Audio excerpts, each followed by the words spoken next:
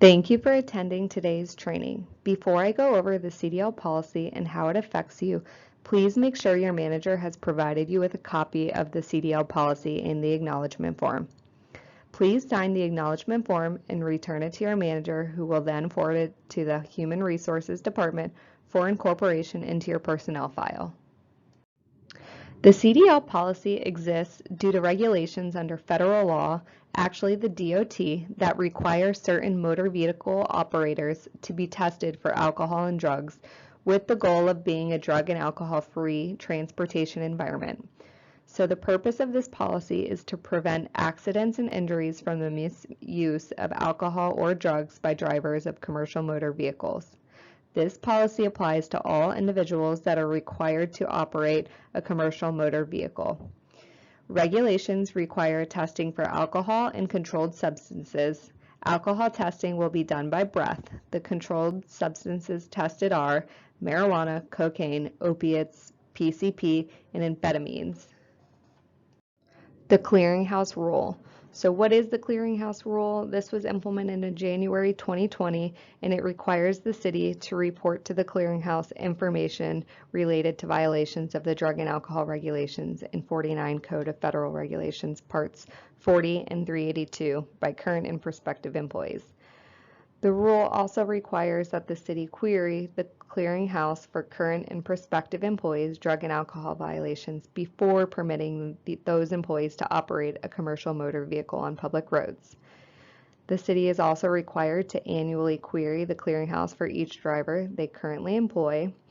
And so what the clearinghouse is a secure online database that gives employers, the Federal Motor Carrier Safety Administration, state driver licensing agencies, and state law enforcement personnel real-time information about commercial driver's license and commercial learner's permit holders' drug and alcohol program violations.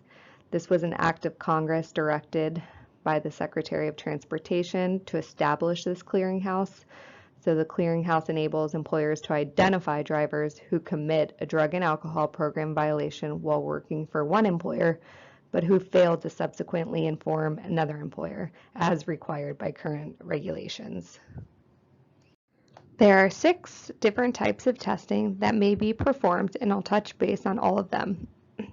The first one is pre-employment testing. Pre-employment testing is for controlled substances and alcohol and applies to all new hires and employee transferring into a covered position. Post-accident testing applies to all CDL drivers who were involved in fatal crashes. The test is also conducted on CDL drivers who are cited for moving violations involving a crash that requires the vehicle to be towed or an injury requiring medical attention away from the scene. Post-accident alcohol test will be conducted within 8 hours of an accident, and controlled substances test within 32 hours of an accident. Let me clarify the post-accident testing. What I just explained falls under the city's CDL policy. The city also has a workers' compensation policy which requires drug testing for all incidents resulting in injuries or damage to property. The third type of testing is random testing. As the word random suggests, the testing dates and times will be unannounced as well as spread throughout the year. Each year, the number of random alcohol tests will be at least 10% of the average number of drivers, and controlled substance tests will be done on 50% of the drivers. In an attempt to make the random screening as convenient as possible, random drug tests will be conducted by Care Here, the city's on-site health care provider located at the Employee Health and Wellness Center. Here's how it works. The Human Resources Department will determine the upcoming dates and times of the random testing. The Human Resources Department will then provide Care Here with a list of names of the drivers covered by this policy. Care Here will put the names in their computer system, and names are selected at random. Human Resources will notify your supervisor on the day of testing if you were selected. In turn, your supervisor will advise you to report to Care Here, the Employee Health and Wellness Center, for testing. Each time random testing occurs, your name is returned to the selection pool so that all drivers have an equal chance of being tested. This may mean that some drivers may be tested several times in a year and others may never be tested. The fourth type of testing is reasonable suspicion. This testing is required when your supervisor has reason to believe that you used alcohol and/or controlled substances. Suspicion can be based on appearance, behavior, speech, or body odor.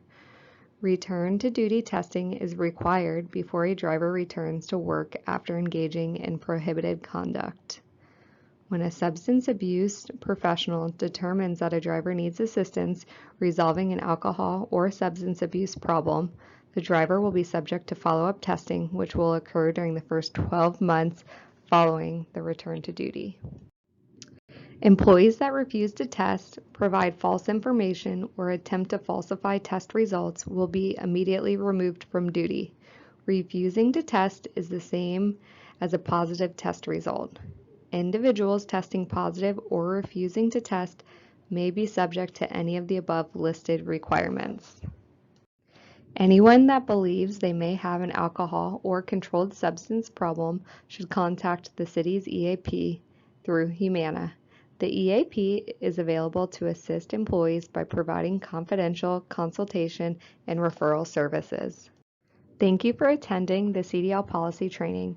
Please do not forget to sign your acknowledgement form and give it to your manager. If you have any questions, please do not hesitate to call me.